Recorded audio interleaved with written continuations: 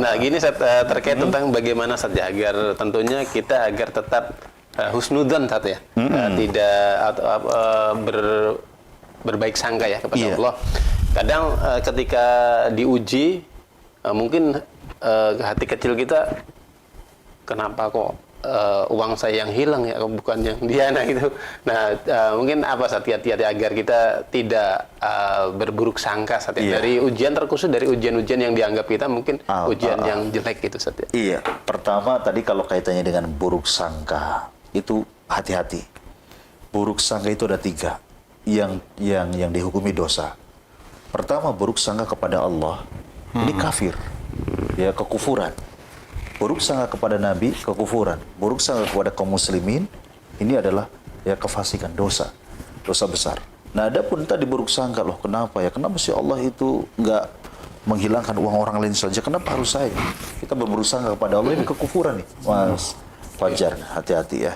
Nah, sehingga hal ini harus kita tanamkan bahwa ketika kita suuzon kepada Allah gitu ya. Kalau husnudzon kan sebaliknya ya. Kalau kita uangnya hilang ya, bahkan mungkin kalau keimanannya kita tinggi, kita bisa saja mengucapkan alhamdulillah ala kulli hal gitu ya. Ya, barangkali dengan uangnya saya hilang ini akan diganti dengan balasan yang jauh lebih baik daripada senilai uang yang hilang gitu ya.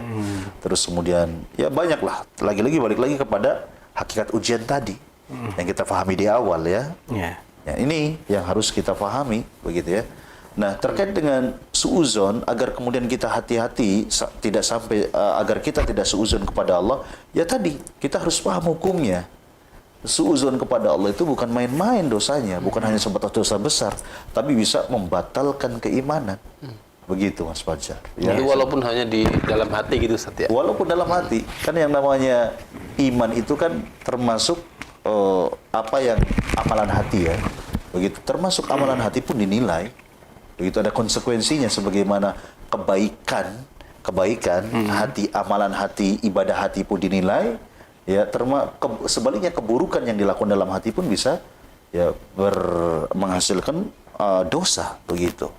Ada keburukan hati, misalkan saya ragu ya adanya Allah. Ya kan? Hasad, begitu. Hasad di mana, Mas? Di hati kan? Gitu. Jadi ya terangkap itu sebuah keburukan. Ya, naudzubillahi min dzalik. Begitu.